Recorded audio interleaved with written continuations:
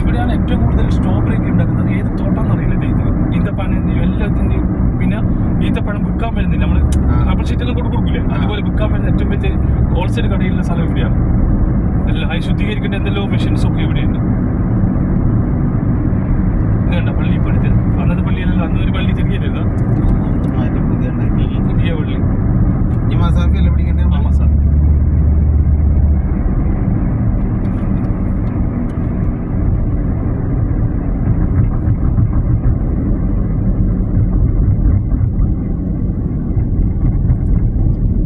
Left പോയിട്ട് റാസലേമ അങ്ങനെ മറ്റേ പല്ലജൽമുല്ല റോഡ് ടച്ച് ചെയ്ത് പോകണമെന്നുണ്ടല്ലേ? ലെഫ്റ്റ് ഇപ്പൊ മറ്റേ ബൈപ്പാസ് പോകുന്നു.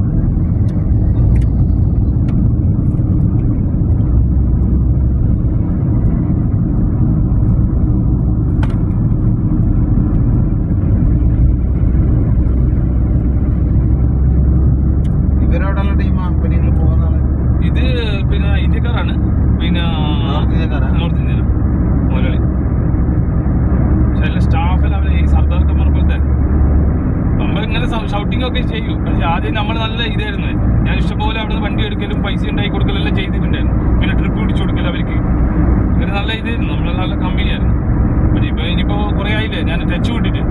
ഇപ്പൊ അതിന്റെ ബിആർഒനെ വിളിച്ചെടുത്ത് ബിആർഒ പറഞ്ഞ് അവിടെ പോയിട്ട് നീ സംസാരിക്കുന്നു, എന്താ ചോക്കുന്നു. അത് മലയാളിയാണ്, നമ്മളെ കണ്ണൂർക്കാണ്. ഇത് ബിആർഒ രഞ്ജിത്ത് ഉണ്ട്.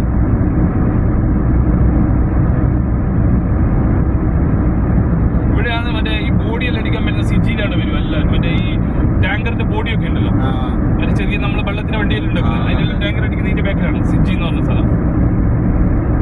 ഏറ്റവും കൂടുതൽ ഇവിടെ ബിൽഡിങ്ങിന്റെ പിന്നെ മറ്റേ തോട്ടം ഇഷ്ടംപോലെ തോട്ടങ്ങളുണ്ടല്ലോ.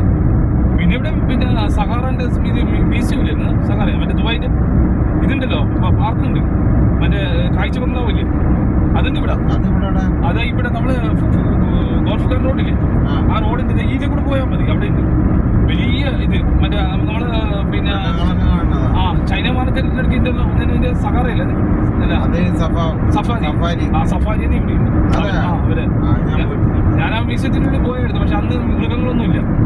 കണ്ട ഇതൊക്കെ ഉണ്ടാക്കുന്ന കണ്ടാണ്. മറ്റേ ഏറ്റവും കൂടുതൽ മറ്റേ ഈ സാധനം ഉണ്ടല്ലോ ഫോട്ടോ ക്യാബിന്, ഇതൊക്കെ ഉണ്ടാക്കുന്ന സ്ഥലമാണ് ഇവിടെ. ഇതൊക്കെ കൊണ്ട് പിന്നെ ബാത്റൂം മറ്റേ ഇത് മറിച്ചതൊക്കെ. പിന്നെ നമ്മൾ പോകുന്നത് ഈ ഏരിയ അങ്ങനെയാണ്.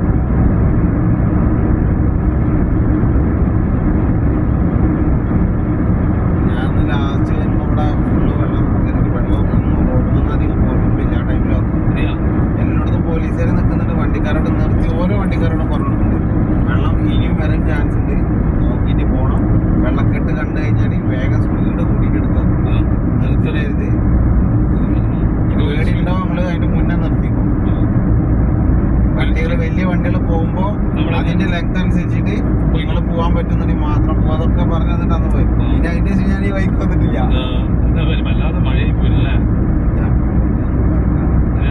കാണുന്നു കാണാതെ വണ്ടി പിടിച്ചിട്ട് തന്നെ പോയത്.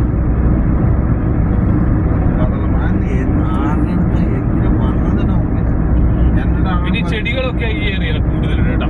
ഇങ്ങനത്തെ തോട്ടങ്ങൾ നഴ്സറിയില്ലേ, അതുമായിരിക്കും ചെടിയോ ഇതെങ്ങനെ വേണമെങ്കിൽ കൂടി നേരെ ഇങ്ങോട്ട് വന്നു. ഈ റോഡിന്റെ അത് ഇഷ്ടംപോലെ സാധനം കിട്ടും.